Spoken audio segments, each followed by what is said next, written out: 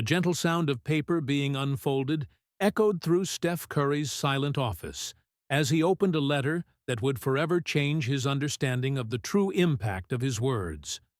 The handwriting was careful, each letter formed with the respect of someone who is about to share something sacred.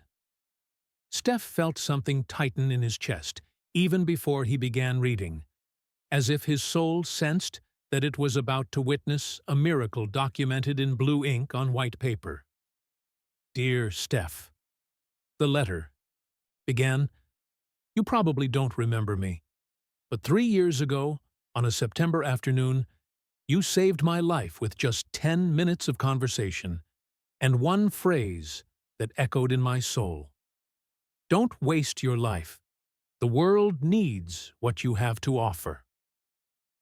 Tears formed in Steph's eyes as he continued reading.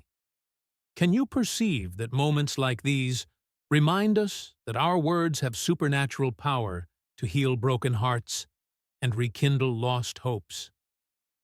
My name is Ethan Davis, and when we met, I was just a few steps away from committing the most terrible mistake of my life.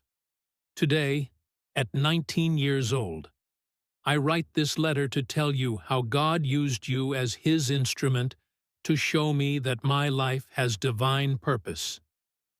Steph paused his reading, his eyes searching through the drawers of memory for that specific encounter among hundreds of interactions he had had with fans over the years. Slowly, like a photograph emerging in developing solution, the image began to form. A thin young man, sad eyes, standing, alone, near the Golden Gate Bridge on a cloudy afternoon. To fully understand how a 10-minute conversation between two souls destined to meet changed the eternal course of a life, we need to go back exactly 3 years in time, to a story that began long before that divine encounter. It was a gray Monday in September in San Francisco, and Ethan Davis, a 16-year-old young man with eyes that carried sadness far beyond his age, walked through the corridors of Lincoln High School like a ghost among the living. Ethan had grown up in a loving Christian family, where Jennifer Walsh, his adoptive mother, had raised him with nightly prayers, Bible verses on the refrigerator, and the unwavering certainty that God had a special plan for his life. "You are a miracle, Ethan," she used to say, stroking his brown hair before bedtime. "God doesn't make mistakes when He creates His children." But, at 16 years old, Ethan couldn't feel anything but a growing emptiness where his faith used to reside. The words that once comforted him now echoed hollow in his mind, like broken promises from a God who seemed to have forgotten his existence. How is it possible that someone raised in love and faith reaches a point where they question the very value of their existence? Ethan was brilliant. His mind functioned like an advanced computer, processing information with speed that impressed teachers and frustrated classmates. But this same intelligence that should have been a blessing had become a curse, allowing him to analyze every personal flaw, every social rejection, every moment of inadequacy with surgical and relentless precision. The bullying he faced at school wasn't the obvious, physical kind that adults easily identify. It was subtle, psychological, a systematic exclusion that made him feel as if he were made of different material than other teenagers. Jokes about his intelligence, isolation during group projects, looks that clearly said, "You don't belong here." "Why did God make me this way?" Ethan whispered to the ceiling of his room during sleepless nights, his prayers gradually transforming from hopeful requests into bitter questionings. If He has a plan for me, why do I feel so lost? What is most striking is how young and brilliant minds can become prisons when emotional pain finds no adequate outlet. At school, only a few teachers recognized his extraordinary potential. Robert Kim, his physics teacher, frequently tried to talk with Ethan after classes, perceiving that behind those sad eyes was an old soul fighting against invisible demons. "Ethan, you have a rare gift," Robert would say, organizing papers on his desk, while the young man remained seated, reluctant to go home. "Your ability to understand complex concepts at 16 is something I see once every 10 years of teaching." But Ethan would just shake his head, as if compliments were just background noise in a symphony of self-hatred. What good is being intelligent if no one wants your company? What good is understanding physics if you can't understand why you exist? Jennifer Walsh spent nights in desperate prayer, kneeling beside her bed, pleading with God for wisdom to help her son. She perceived that Ethan was pulling away, not just from her, but from everything that gave meaning to life. His responses had become monosyllabic, his appetite had drastically diminished, and that special brightness that had always radiated from his eyes was fading like a candle, struggling against the wind. Can you perceive that sometimes parents feel their children's pain even more intensely?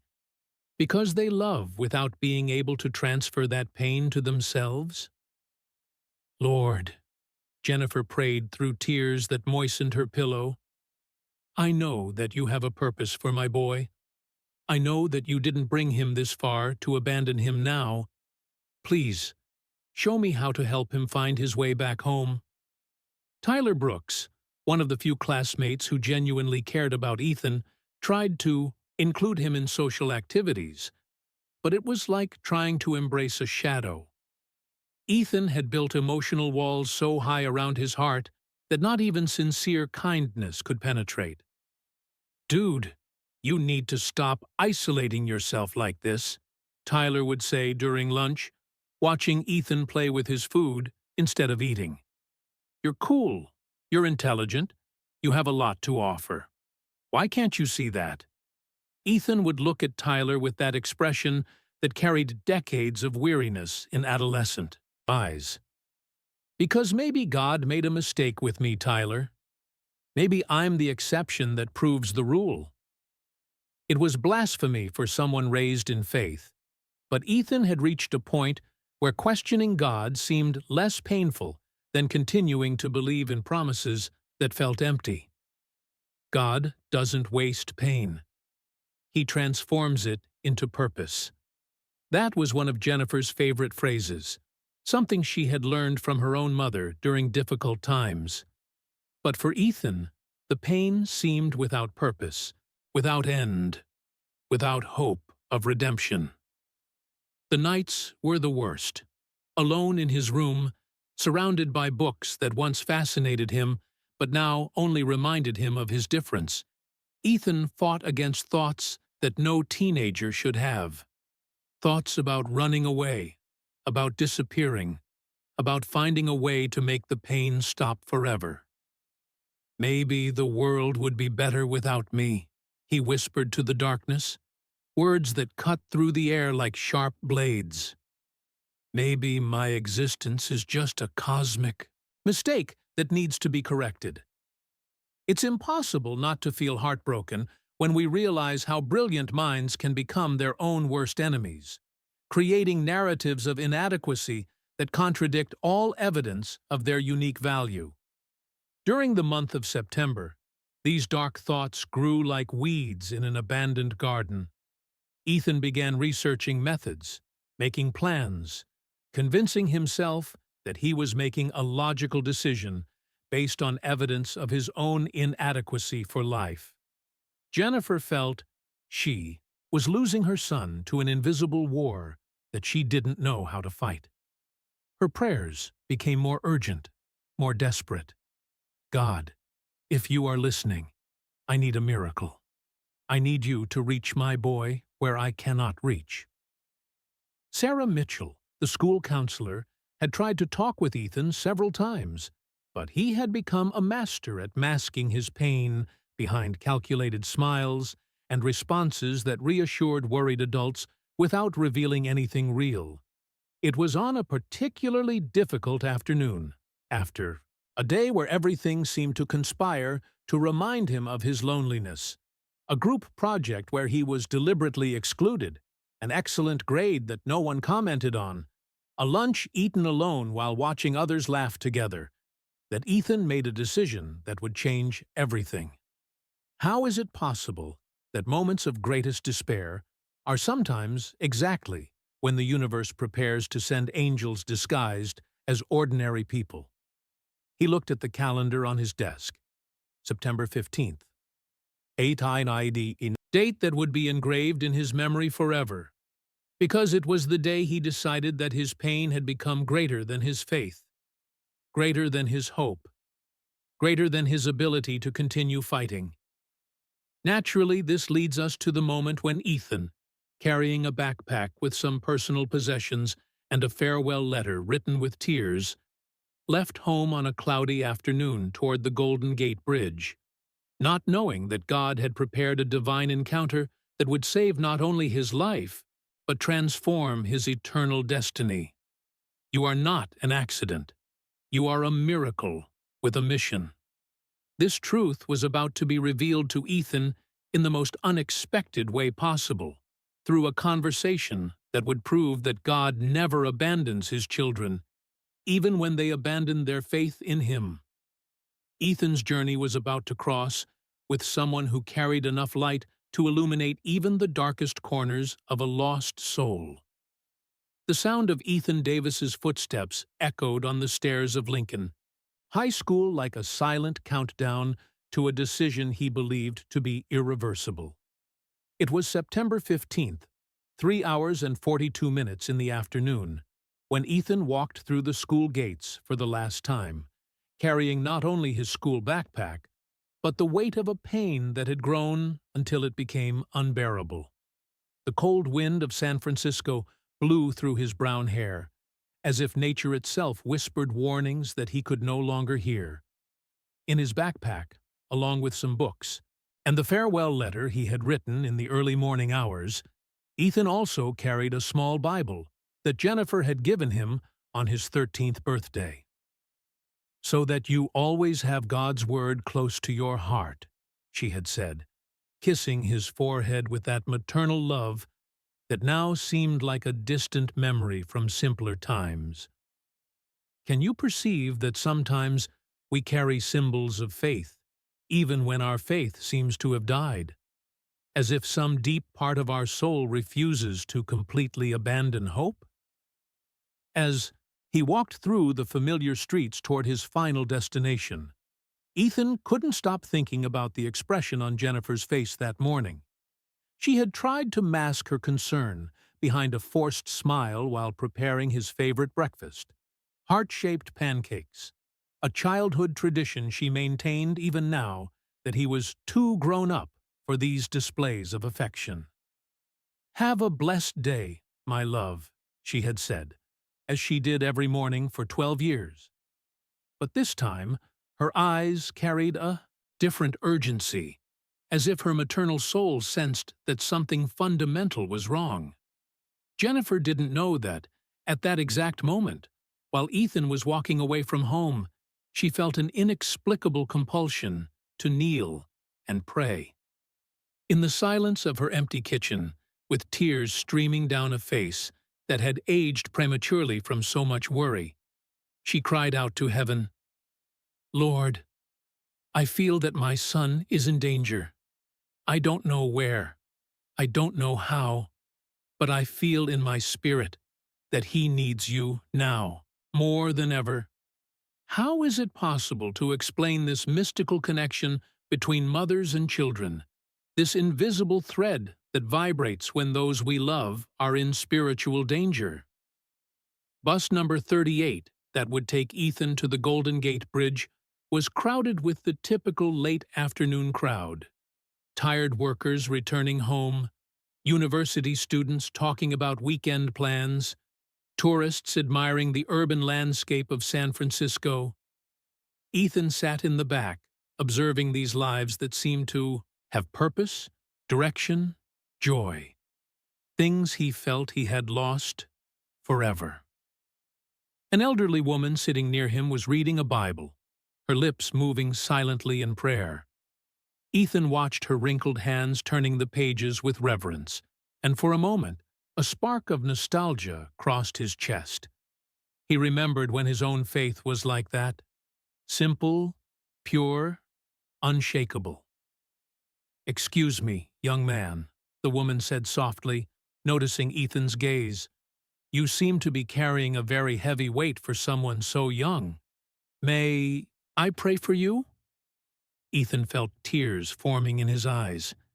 Here was a stranger offering exactly what Jennifer did for him every day, and which he had rejected as useless. I don't know if it helps," he whispered. "Dear," she said, her eyes shining with wisdom that comes only from decades walking with God.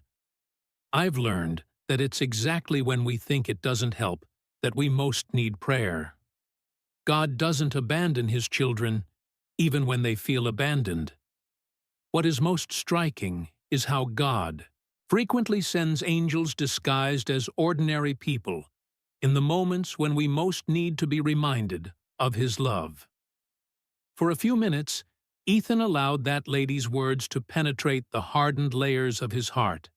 She prayed quietly, her words creating a temporary bubble of peace around him. But when the bus approached his stop, the reality of his decision returned like a cold wave. "Thank you," he murmured, getting up to get off. "Remember, young man," she called when he was already at the door, "your life has infinite value in the Creator's eyes. Don't let temporary darkness make you forget the eternal light that God placed within you." Ethan waved briefly and got off the bus, but the lady's words echoed in his mind as he walked toward the most famous bridge in the world. Eternal light. When was the last time he had felt any kind of light within himself? The Golden Gate Bridge rose majestically before him, its red towers cutting through the gray sky like monuments to human ingenuity. But for Ethan, it represented something completely different, a possibility of finality, an end to the pain that had become his constant companion. As he walked along the bridge's sidewalk, Ethan pulled the farewell letter from his backpack. He had written and rewritten it dozens of times, trying to find words that would explain the inexplicable, that would justify the unjustifiable. "Dear Jennifer," the letter began, "please understand that this isn't about you.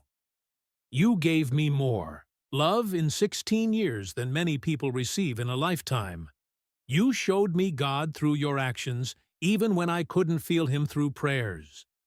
It's impossible not to feel heartbroken when we realize how pain can distort our perception of reality, making us believe we are burdens when in fact we are blessings." The letter continued for 2 pages, each word written through tears that blurred the blue ink. Ethan tried to explain how he felt like a cosmic mistake, how he believed his absence would cause less pain than his presence, how he had reached the conclusion that God had made an error in creating him. But even while writing these blasphemous words, something deep in his spirit protested. It was as if there were 2 voices fighting in his soul, one whispering lies about his lack of worth, another shouting truths about his divine purpose. The bay wind blew stronger now, carrying with it the salty aroma of the ocean and something more, something he couldn't identify. But that seemed familiar, comforting, as if it carried memories of heard prayers and unconditional love. Ethan found an isolated spot on the bridge where he could be alone with his final thoughts. He leaned against the railing, looking at the turbulent waters below, and tried to gather courage for what he believed was his only remaining option. It was then that he began to remember. Memories he had tried to suppress began to emerge like rays of sunlight breaking through stormy clouds. Jennifer singing praise hymns while cooking on Sunday. Robert Kim explaining how the laws of physics revealed the perfect order of an intelligent creator. Tyler Brooks defending him against teasing, showing that someone genuinely cared. God, Ethan whispered to the wind, his first genuine prayer in months. If you're really there, if you really care, I need a sign. I need to know that my life has purpose, because I can no longer carry this pain alone. Can you perceive that sometimes our most powerful prayers are those born from total despair, when we have nothing left to lose except our last spark of hope? It was exactly at this moment, Ethan leaning against the Golden Gate Bridge railing, holding a farewell letter, crying out to God for one last sign, that the universe began to orchestrate an encounter that would change not only the course of his life, but the eternal destiny of his soul. A few kilometers away, Steph Curry was finishing an intense workout at Chase Center. Something inexplicable compelled him to cancel his afternoon plans and take a reflective walk. Something he rarely did, but which on that day felt like an urgent necessity. I need fresh air and perspective, he told his assistant, not knowing he was being moved by forces greater than his own will. I'm going to walk to the Golden Gate Bridge. There's something about that place that always makes me remember how precious life is. Storms come to teach us to fly, not to destroy us. This truth was about to be demonstrated in the most miraculous way possible, through an encounter that would prove that God is never caught by surprise, that He always has a plan, even when, especially when, we cannot see the complete picture. Ethan looked at the cloudy sky and whispered, "If you're really there, Lord, I need you now." 3 kilometers to the south, Steph Curry felt an inexplicable urgency accelerate his steps toward the bridge, not knowing he was about to become the answer to a desperate young man's prayer who had lost all hope. When you can't see the path, trust the one who created it. This lesson was about to be taught in the most extraordinary way possible, through 10 minutes of conversation that would save a life and reveal the infinite power of a God who uses ordinary people to perform extraordinary miracles. The encounter that would change everything was just moments away from happening. The sound of Steph Curry's footsteps on the Golden Gate Bridge asphalt created a rhythm that echoed like a divine response to the desperate prayer that had been whispered moments before. Steph had walked for almost 40 minutes, his mind processing the pressures of the season, family commitments, and that inexplicable feeling that he needed to be exactly where he was at that moment. It was as if an invisible force had guided him through the streets of San Francisco, with a purpose he didn't yet fully understand. The bay wind blew through his hair as he absorbed the majestic view of the city that had become his home. But it was when he approached the middle of the bridge that something made his heart accelerate in a way that had nothing to do with physical exercise. Can you perceive that sometimes God positions us exactly where we need to be, exactly when we need to be there, even when we don't understand the purpose until it reveals itself? A few meters ahead, leaning against the bridge's side railing, was a thin young man with a backpack at his feet and something in his hands. That appeared to be a letter. There was something in the boy's posture, the way his shoulders fell, how he stared fixedly at the water below, how his hands trembled slightly, that activated all of Steph's paternal instincts like emergency alarms. Steph slowed his pace, observing more carefully. The young man couldn't be more than 16 or 17 years old, and there was a quality in his stillness that was disturbing. It wasn't the peaceful contemplation of someone admiring the view, it was the dangerous quietness of someone who had made a terrible decision. "Lord," Steph prayed silently as he approached, If this young man is going through what I think he is, please give me the right words. Use me as your instrument. How is it possible to explain those moments when we know, without any doubt, that we are about to witness or participate in something that will change lives forever? Steph stopped about 3 meters from the young man, not wanting to startle him with too abrupt an approach. "Sorry to bother you," he said softly, his voice carrying that genuine warmth that had won millions of fans, but which now had a much more important purpose than entertainment. Ethan turned slowly, his tear-reddened eyes widening when he recognized who was speaking to him. For a moment, he thought his stressed mind was creating hallucinations. You're Steph Curry," he murmured. "I am," Steph replied, taking a cautious step closer. "But right now, I'm just someone who noticed. You seem to be carrying a very heavy weight. Can I stay here with you for a few minutes?"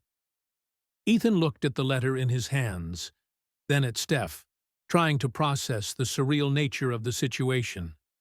The most famous athlete in the Bay Area had appeared at the exact moment "I was just," he began, but his voice failed. "You were contemplating something permanent for temporary pain," Steph said gently, moving to lean against the railing next to Ethan, but maintaining a respectful distance. "I could be wrong, but I've seen that look before. I've felt that weight. What is most striking is how vulnerable honesty from one person can immediately create connection with another's pain, dissolving barriers of fame, age, and circumstances." Tears began to stream down Ethan's face again. "You don't understand," he whispered. "I'm not good at this. At life. I'm a mistake. A burden. The world would be better without me." Steph felt as if someone had punched his stomach. Those words, he had heard them before, not from others, but from his own mind during the darkest moments of his career, when injuries threatened his dreams, when critics questioned his worth, when the weight of expectations seemed unbearable. "Can I tell you something?" Steph asked, his voice choked with genuine emotion. "There was a time, a few years ago, when I almost gave up on everything. Not on life, but on my dreams, on my faith, on who I believed I was." Ethan looked at Steph with surprise. The idea that someone so successful, so admired, could have faced similar doubts was almost impossible to process. "I was dealing with injuries that doctors said could end my career," Steph continued, looking at the horizon as if seeing those moments unfold again. "I prayed and prayed, but it seemed like God wasn't listening. I felt like a failure, like all the gifts He had given me were being wasted. It's impossible not to feel the power of authentic vulnerability when someone removes their masks and shares their deepest wounds with a stranger who needs healing." "But do you know what my mother told me during that period?" Steph asked, turning to look directly into Ethan's eyes. She said, "Steph, God doesn't waste pain. He transforms it into purpose. Your struggles today are training for tomorrow's miracles." Ethan swallowed hard, feeling something move in his chest, a sensation he hadn't experienced in months. "But what if there are no miracles? What if I have no purpose?" Steph smiled, through his own tears, extending his hand to gently touch Ethan's shoulder. "Son, the fact that you're here, at this moment, allows me to tell you something that can save your life. This is not coincidence. This is God orchestrating a divine encounter." "Do you think so?" Ethan asked, his voice carrying the first note of hope Steph had detected. "I know it," Steph replied with absolute conviction. "Because 3 hours ago, I had no plans to come here. Something compelled me to cancel everything and walk to this bridge. Something greater than me knew you needed to hear this.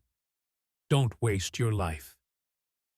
Can you perceive that sometimes the simplest words carry enough power to resurrect dead hopes and rekindle forgotten purposes? Don't waste your life, Steph repeated, each word loaded with spiritual intensity. The world needs what you have to offer. God didn't create you by accident. He created you with a specific purpose that only you can fulfill. Ethan was crying openly now, but they were different tears, not of despair, but of something he had lost long ago and was rediscovering: hope. "But how do you know?" Ethan asked. "How can you be sure my life is worth anything?" Steph took his phone from his pocket and showed the background screen, a photo of his family. "See these people? They are my reason for living. But there was a time when I thought it would be better for them if I simply disappeared. Do you know what changed my perspective?" Ethan shook his head.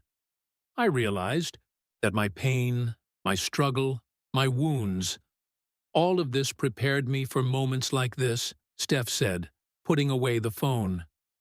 "To be able to look into the eyes of a brilliant young man and say with authority, 'You are not a mistake. You are a miracle waiting to happen.' How is it possible that God uses our greatest wounds as qualifications to heal the wounds of others?" "How old are you?" Steph asked. 16, Ethan replied. 16, Steph repeated thoughtfully. "Do you know what I was doing at 16? I was being rejected by college teams because I was too small, too weak. Everyone told me I would never be anything in basketball. If I had given up then, I would never have discovered that God had much bigger plans for me than I could imagine." Steph turned completely toward Ethan, his eyes shining with a passion that came directly from his heart. "Son, I don't know what your name is. I don't know what your specific struggles are. But I know this: God brought you here today not to end your story, but to begin a new chapter." "My name is Ethan," he said softly. "Ethan," Steph repeated, as if pronouncing something sacred. "That name means firm, constant, enduring. Isn't it beautiful how God gives us names that prophesy our destiny?" Ethan had never thought about the meaning of his name before, but now the words resonated in his soul like church bells, announcing a new dawn. "Ethan, can I pray with you?" Steph asked.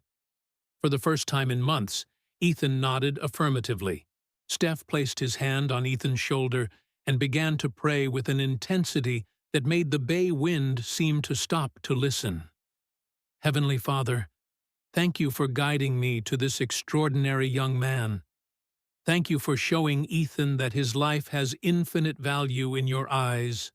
Lord, heal his emotional wounds, restore his hope, and reveal to him the magnificent purpose you have prepared for his life." It's impossible not to feel divine presence when two souls connect in genuine prayer, creating sacred space even amid urban chaos. When Steph finished praying, Ethan was sobbing, but they were tears of relief, of gratitude, of a reborn hope he thought he had lost forever. "Steph," Ethan said, his voice stronger now, "you just saved my life." "No, son," Steph replied, smiling through his own tears. "God saved your life. He just used my feet to bring me here, and my mouth to speak the words he wanted you to hear." Naturally, this leads us to the moment when two lives were permanently altered by a divine encounter. Ethan discovering that his life had sacred purpose, and Steph discovering that his own past sufferings had prepared him for this moment of ministry that would save a precious soul. Your life has infinite value in the Creator's eyes. These words would echo in Ethan's heart for the next 3 years, until the day he would write a letter of gratitude that would make Steph realize the true meaning of being used by God for extraordinary miracles. The farewell letter in Ethan's hand was replaced by something infinitely more powerful, a reason to live, renewed hope, and the absolute certainty that God had never given up on him, even when he had almost given up on himself. 3 years later, on a sunny September morning, Ethan Davis, now 19 years old, sat at his desk in his Stanford University dormitory room, holding a pen that trembled slightly in his hands while he tried to find adequate words to express the inexpressible. The letter that Steph Curry had read at the beginning of our story was about to be written. Each word born from a heart that had been completely transformed by the power of a divine encounter that had saved not only his life, but completely redefined his eternal purpose. Through his room window, Ethan could see other students walking across campus, laughing, studying, living their lives with the naturalness of those who never questioned their right to exist. 3 years ago, he couldn't imagine that one day he would be part of this world, a world where waking up in the morning was a joy, not a burden. Can you perceive that sometimes we need to pass through the valley of the shadow of death to truly appreciate the light of life? The transformation hadn't been instantaneous or easy. That afternoon on the Golden Gate Bridge, after Steph left, not without first exchanging phone numbers and promising to keep in touch, Ethan had returned home carrying something he hadn't possessed in months. Hope. Jennifer Walsh had been kneeling in prayer when she heard the key in the door, and the Holy Spirit had whispered in her heart that her desperate prayers had been answered before she even saw her son's transformed face. "Mom," Ethan had said, his words choked with emotion, "I need to tell you about a miracle that happened today." That night, for the first time in almost a year, Jennifer and Ethan prayed together. They weren't desperate prayers asking for miracles. They were prayers of gratitude for a miracle that had already happened, for a God who had sent an angel disguised as a famous athlete to save a precious life at the exact moment it was about to be lost. How is it possible to explain the indescribable joy of a mother who sees her son return not only physically, but spiritually, from the valley of the shadow of death? The following days had been a careful process of reconstruction. Sarah Mitchell, the school counselor, had become a fundamental ally, connecting Ethan with Dr. Tyler Brooks, a IOE Christian psychologist specializing in adolescence who understood how to integrate faith and science in the healing process. "Ethan," Dr. Brooks had said during one of their first sessions, "depression is not lack of faith. It's a real condition that affects even the most faithful followers of God." David wrote some of the most beautiful psalms during his darkest moments. Your struggle doesn't make you less loved by God.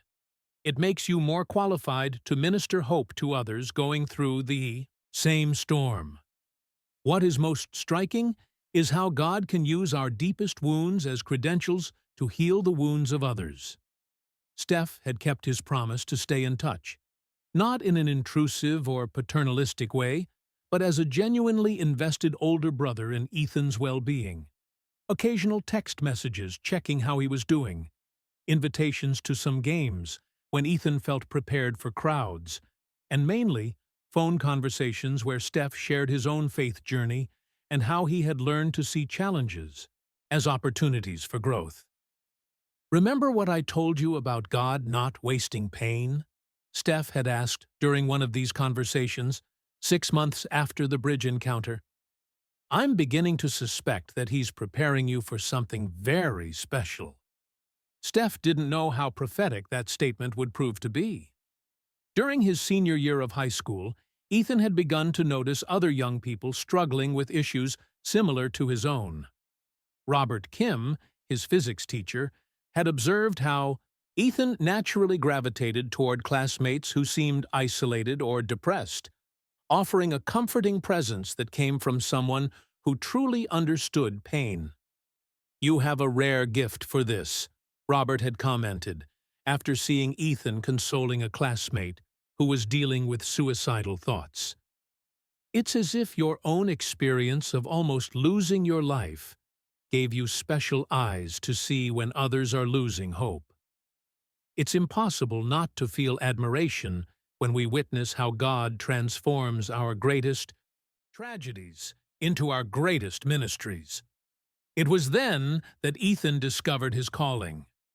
During a suicide prevention presentation he had made to his class, sharing parts of his own story without mentioning the encounter with Steph, 3 classmates had approached him privately, revealing they were struggling with similar thoughts. "I never told this to anyone," one of the girls had whispered, "but hearing you speak, it's the first time I feel like someone really understands." In that moment, Ethan understood why God had allowed him to walk through the valley of the shadow of death. Not to punish or test him, but to equip him with the credibility and compassion necessary to guide others through the same dark valley. Naturally, this leads us to the moment when Ethan realized that his life had been saved not only for his own benefit, but so he could become an instrument of salvation in the lives of others. During his 3 years at Stanford, where he had been accepted with a full scholarship to study psychology, Ethan had founded a student organization called Firm and Constant, a reference to the meaning of his name that Steph had revealed on that transformative afternoon on the bridge. The organization had become a refuge for students struggling with depression, anxiety, suicidal thoughts, and faith issues. Ethan had trained other survivors to become peer counselors, creating a support network that had already saved dozens of lives. Can you perceive that sometimes God allows us to experience death so we can teach others how to live? Jennifer Walsh had become one of the greatest advocates of Ethan's work, frequently hosting organization events in her home and sharing her own journey as a mother who almost lost a son to suicide. "My son died on that bridge," she would say during these talks, her words touching the hearts of worried parents throughout the Bay Area. "But God resurrected him through a man who chose to obey a divine impulse to walk to where my boy needed salvation. Now, 3 years later, my son is saving other lives every week." Dr. Brooks had become not only Ethan's therapist, but mentor and co-founder of the organization. "It's extraordinary," he frequently commented to colleagues, "how Ethan manages to connect with young people in crisis in a way that years of professional training cannot replicate. There's something about having genuinely been on the edge and being saved that creates irresistible authenticity." And now, 3 years after that September that almost ended tragically, Ethan was writing the letter that began our story. A letter that would not only thank Steph for saving a life, but reveal how that saved life had multiplied into dozens of other saved lives. "Dear Steph," he wrote, stopping to wipe the tears that blurred his vision. "You probably don't remember me, but 3 years ago, on a September afternoon, you saved my life with just 10 minutes of conversation. And one phrase that echoed in my soul: don't waste your life. The world needs what you have to offer." How is it possible to quantify the impact of a phrase that not only saves one life, but creates a ministry that saves hundreds of others? The letter continued for 3 pages, detailing the transformation journey, the studies at Stanford, the Firm and Constant organization, and mainly how Steph's words had become a mantra that Ethan shared with every young person in crisis he encountered. Today, at 19 years old, Ethan wrote, "I have the privilege of working with young people who are exactly where I was that afternoon. And whenever I see that look you recognized in me, the look of someone contemplating something permanent for temporary pain, I share the same words you shared with me. Don't waste your life. The world needs what you have to offer."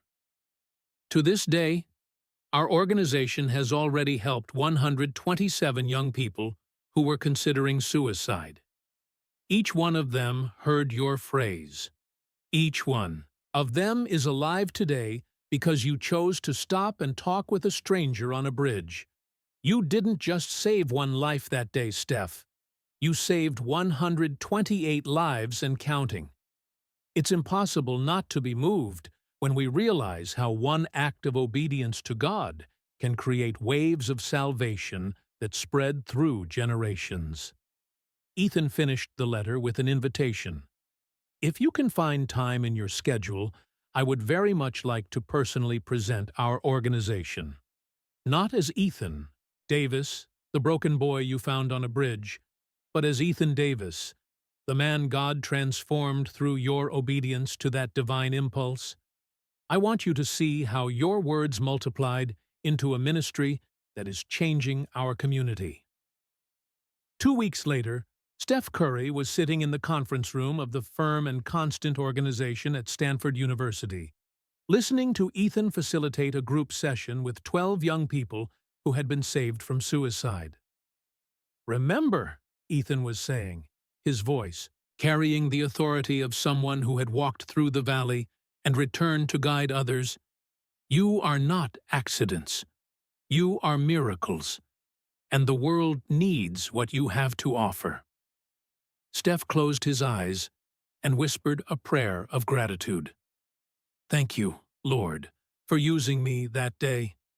Thank you for showing that obeying your impulses can save not just one life, but create a movement of salvation." After the session, Steph and Ethan walked together across campus, two men united forever by a divine encounter that had changed everything. "Ethan," Steph said, placing his hand on the shoulder of the young man who had become a powerful leader, "do you know what impresses me most about all this?" "What?" "That day on the bridge, I thought I was going to save you. But now I realize that God was using me to save hundreds of people through you. God doesn't waste pain. He transforms it into purpose. And your purpose is saving a generation. Can you perceive that sometimes we are called not only to be saved, but to become saviors, not only to receive miracles, but to become miracles in the lives of others?" That night, Steph posted a photo on his social media. Him and Ethan in front of the Firm and Constant organization banner. The caption simply said, "3 years ago, God used me to remind a young man not to waste his life. Today, that young man is saving lives every week. Never underestimate the power of obeying divine impulses to reach someone in need." The post went viral within hours, generating thousands of comments from people sharing their own stories of how they were saved by strangers who chose to care. Your life has infinite value in the Creator's eyes. This truth, whispered on a bridge 3 years ago, had become a declaration that echoed through global social media, reminding millions of people that their lives matter, that they have purpose, that they are unconditionally loved by a God who never gives up on his children.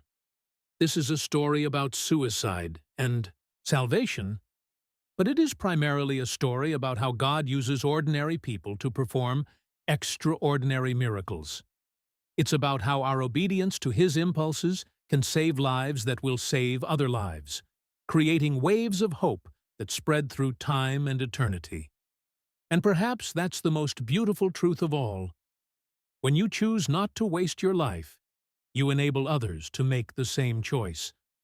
When you obey the divine call to reach someone in pain, you may be saving not just one life, but generations of lives yet to come. Because in the end, we are all instruments in the hands of a God who transforms pain into purpose, tragedy into triumph, and despair into eternal hope.